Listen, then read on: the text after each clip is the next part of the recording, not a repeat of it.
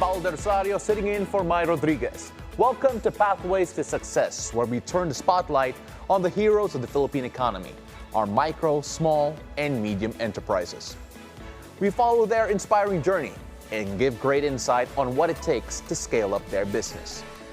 The Filipino entrepreneur brings more than ambition, embodying malasakit, a deep-rooted compassion, and a remarkable resilience that goes beyond profit in running a business. Yet they face tough challenges that these strengths, from limited capital to navigating a complex regulatory landscape.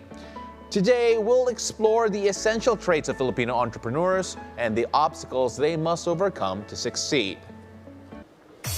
Joining us is Dr. Ian Jester de Vera from the UP Institute for Small-Scale Industries, an expert with over 20 years of experience, championing Filipino SMEs and empowering entrepreneurs nationwide. Dr. Ian, welcome to the show.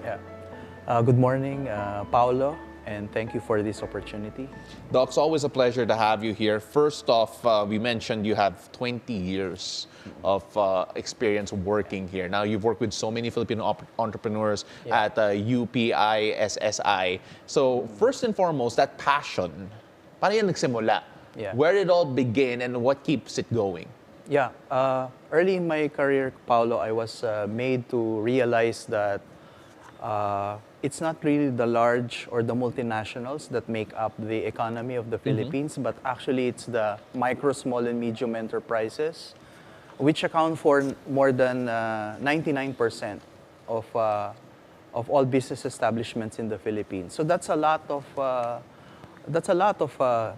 enterprises. No? So that's almost 100%. So if we're going to help our MSMEs, which are more than 99%, we're actually driving the economy.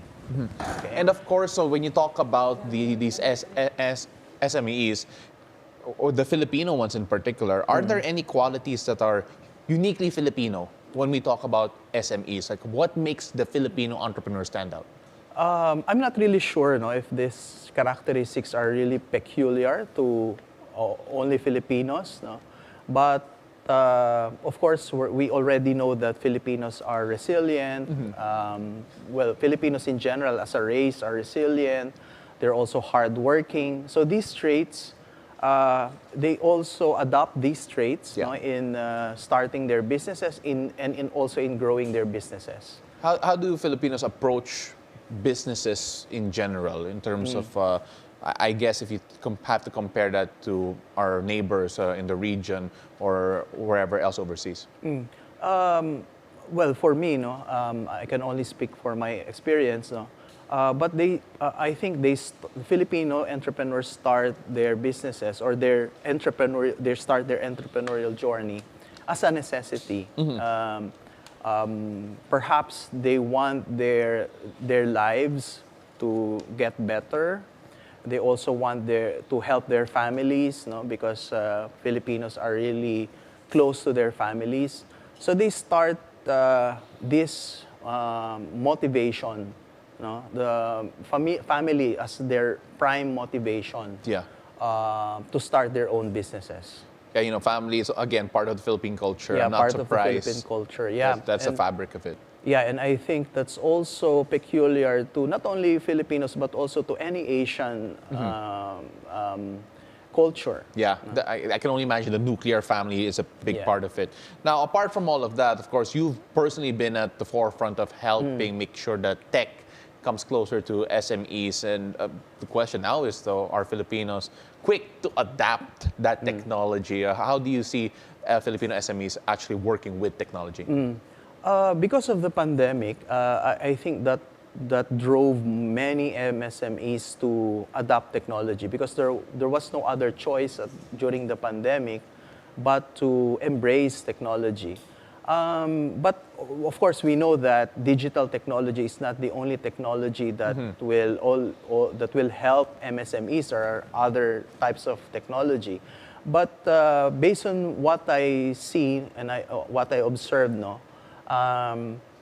there is still a low uptake of technology for MSMEs. So that's why we still need to push our MSMEs to utilize all sorts of technology, especially the ones that will make their production more efficient. Is it due to maybe the potential business owners or entrepreneurs don't see just how much the benefit is for investing in the technology? I think they also consider technology as a help, no, to make their businesses more efficient. But of course, there is an issue about the cost of acquiring technology. There's also that issue for the entrepreneur, because they also would like to, because they're going to make some substantial investments in acquiring these technologies. So these technologies should be worthwhile for the businesses in order for them to adopt this technology. So they will really think about whether or not the technology will be worthwhile for them. Yeah, to have a good impact on the business. But apart from looking forward by talking about technology, let's talk about something more traditional, or at least traditionally Filipino, and that is the terms malasakit and of course bayanihan as part of the Philippine culture. How do these values play into the business entrepreneurs and the way the Filipinos do business in general? Yeah, there are both positive and negative sides of having these characteristics, like you mentioned, bayanihan and malasakit. Of course, on the positive side, this will help MSMEs to be resilient, and they will also have this trait of helping each other, no? Because we have this bayanihan or community cooperation, and also malasakit or genuine compassion, no? Genuine compassion for other people. So that's the positive side. We become cooperative. We become helpful for each other. I'm curious about the negative, though. You mentioned. Yeah, the negative side of it is sometimes we tend to get too personal. You know? That is also not going to be favorable to businesses. No matter how big or small you are, if you tend to go too personal, like patronage, you are too condescending to people. So that is not good for businesses if you're too personal. So that's why we have to differentiate what is personal from business, right? I was going to say, I was going to wonder whether or not the family ties also play a factor into that, especially for extended relatives. But I think that's a whole other kettle of fish. But let's focus on opportunities here now. Because right now there are a lot of industries here that a lot of people are just looking at or seeing if they're growing, seeing there's opportunity. Are there any industries in particular that you see of having a great opportunity here for Filipino entrepreneurs? Yeah, well, Paolo, I'm an avid fan of, or supporter of agribusiness and tourism. So those two industries have high potential for the Philippines, no? Because number one, agribusiness is related to securing our food, no? So because we have problem about food security because of our growing population, urbanization, industrialization, and the threat of climate change. So businesses that will make the production of our food efficient will help or benefit the Philippines. Okay, so that's one. And the second tourism that I would like to focus on is the tourism, because tourism cuts across many industries. No? So even agriculture is already included in tourism. So I find these two industries very interesting. So for MSMEs, they really this is a good opportunity for them, no, to explore. And of course, there is also this trend about digitalization, no, e-commerce. So these are pathways, no, for MSMEs to explore as well. No? So so these are the industries I think that will be good for entrepreneurs. How apt that you think that all those are pathways to success. But we're still having a discussion here, an interesting discussion on the Philippine entrepreneur. We'll just take a quick break. Up next, we'll talk about the traits that hinder a Philippine entrepreneur from succeeding in business and how to overcome them as well. We'll be right back. Don't go away.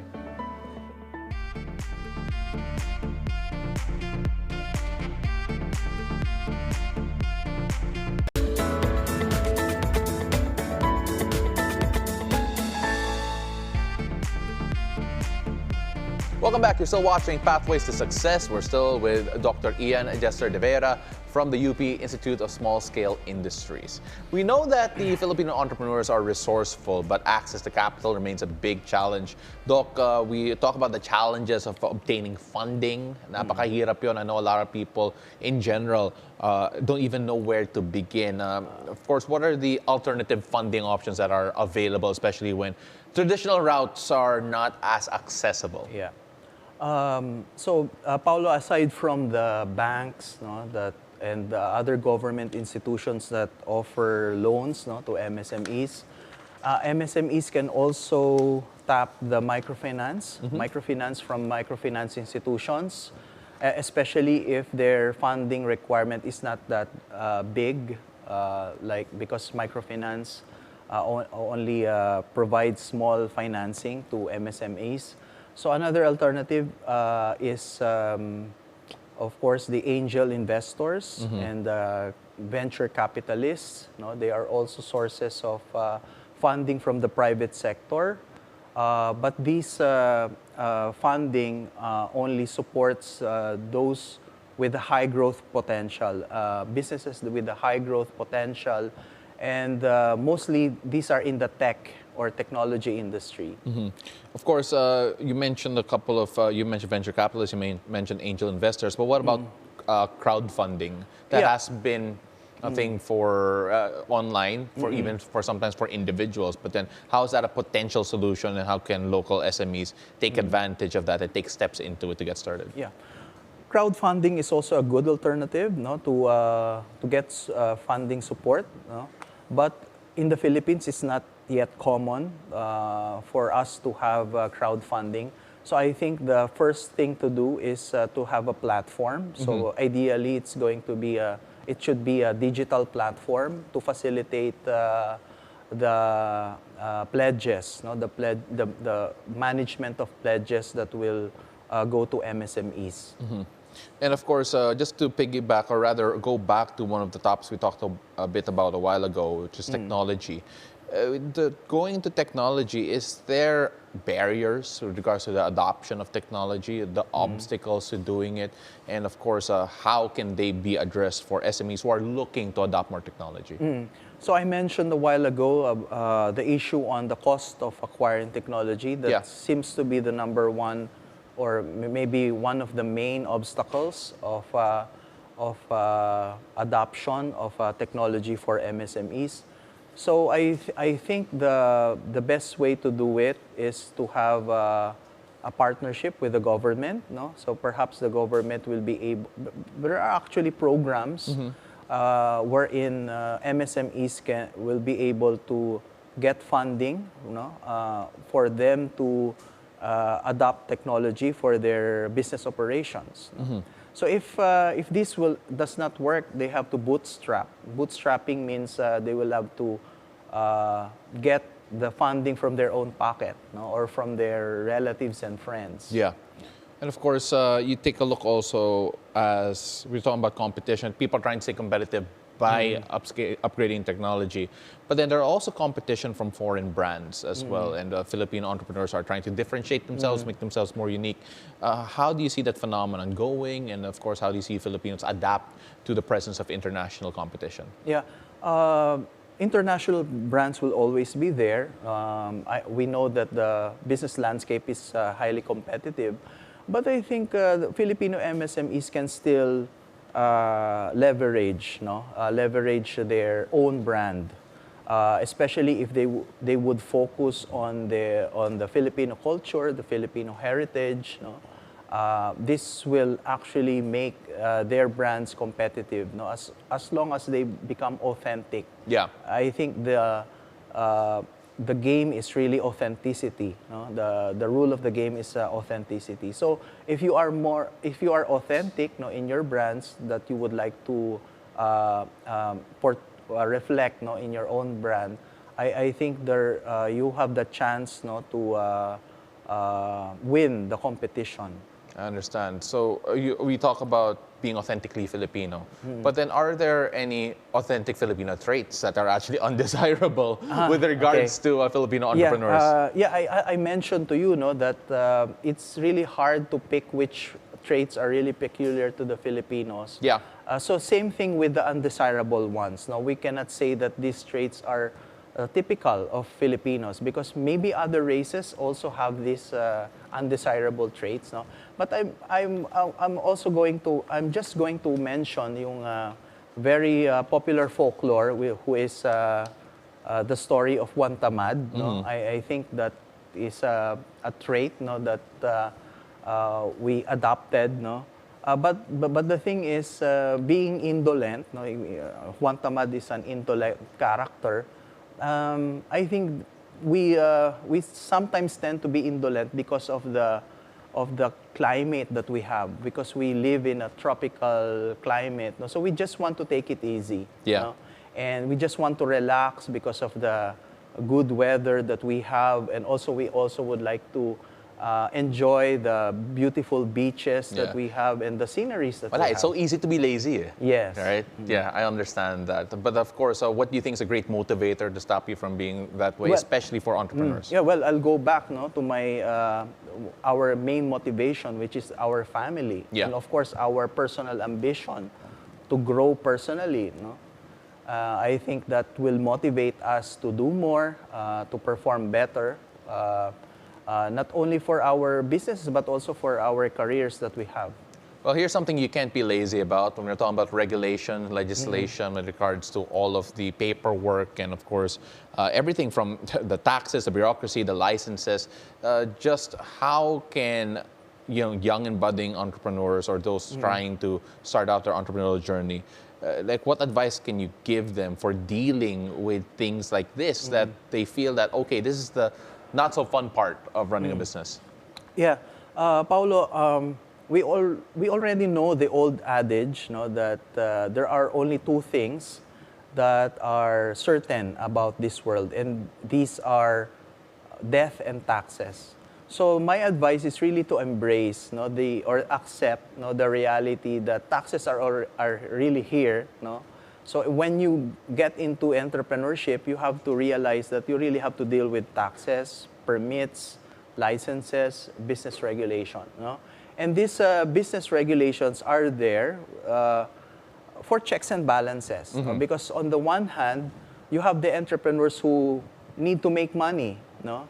And on the other, you have the consumers or the customers who need to be protected. So these business regulations are there for checks and balances. Now, for the young, budding entrepreneurs out there, so my advice is really not to overthink about the business. Just do it, no? In fact, because you're still young, no? You can make as many mistakes as you can, no? The more mistakes that you will make, no? The higher the chances that you will finally get the right business for you. You will make it, no, in the market. Okay? I wanted to ask how young is young, but let's not go into that muna. Baka may masaktan doon. Baka ako masaktan ako. We're taking another quick break. Don't go anywhere. Pathways to Success. We'll be right back.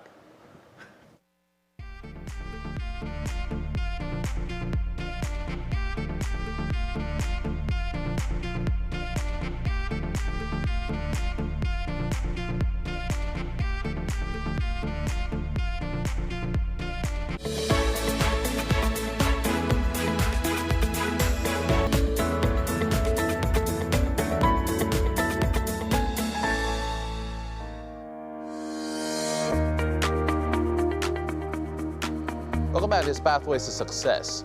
The Asian Development Bank approves up to $1.7 billion in financing for the construction of a major expressway around the Philippines' largest lake. The 37.5-kilometer Laguna Lakeshore Road network is designed to provide a climate-resilient transport link within the Southern Manila Transport Corridor. This new infrastructure, which is expected to benefit approximately 3.5 million people living along the lake, will cut peak hour travel time between Taguig City and Calamba City by 25%. The ADB says the investment demonstrates its commitment to strengthening the Philippines' transport infrastructure, which could help drive economic growth and improve connectivity in the region. This project is seen as a significant step towards easing congestion and promoting sustainable development and improving the quality of life for millions of residents in southern Luzon. Back to our guest, Dr. Ian Jester de Vera of the UP Institute for Small-Scale Industries, for a few more insights on the strong qualities of Filipino business leaders. Now, looking ahead, we always talk about trends and we're trying to stay current. What trends or industries do you think the Filipino entrepreneurs should keep an eye out for future growth in particular? We're actually witnessing this trend right now, and that is the introduction of artificial intelligence or AI. So that is one thing that we should keep an eye on. We can use AI, to make our businesses more efficient. Okay. Because actually we also need data analytics, to help our businesses grow. So these are the trends that we can watch out for. Yeah, the adopting of AI, I think that will be something to really, that some people, I think some of the older folk are a bit worried about, but then there's a bit of excitement with that for sure all around. If you could give one piece of advice to young, budding Filipino entrepreneurs who are trying to start out on their journey, what would it be starting today? Just like what I mentioned, don't overthink about starting a business. So just do it. These are entrepreneurs who are still young. They can still commit mistakes, as many as they can, because it's really trial and error. And the more mistakes that you can commit, the greater the chances that you will get the right business for you. Well, finally, for those who want to become entrepreneurs, we all know that they rarely are in a vacuum. They rarely are just individuals. What's the best way for them to lead their employees and actually contribute to the growth here in the Philippines? They just need to learn from the experiences that they have, from being an employee, and then possibly learn from the lessons that they gained as an employee, and then maybe apply these lessons, the things, the good points that they learned from their being an employee, apply them in their entrepreneurial journey. Because there are so many things that you learn as an employee, like perhaps there will be some technical skills that you will learn as an employee. You can have these skills and apply them when you start your own business. Doc, we've learned so much from you today. In fact, I understand why you've been doing this for more than 20 years. Your knowledge and passion, it's from another level. Maraming salamat. Thank you very much for sharing your valuable insight on the Filipino entrepreneur. Yeah, it was also my pleasure, Paolo. Thank you. Well, ladies and gentlemen, it's clear that our business leaders are driven by a unique combination of passion, resilience, and innovation. Now, as we wrap up, we hope our viewers feel inspired and equipped to embrace the challenges and opportunities in their own entrepreneurial journey. Thank you for tuning in, and we'll see you next time, only here on BNC, the Bilyonaryo News Channel. I'm Paolo del Rosario, sitting in for Mai Rodriguez.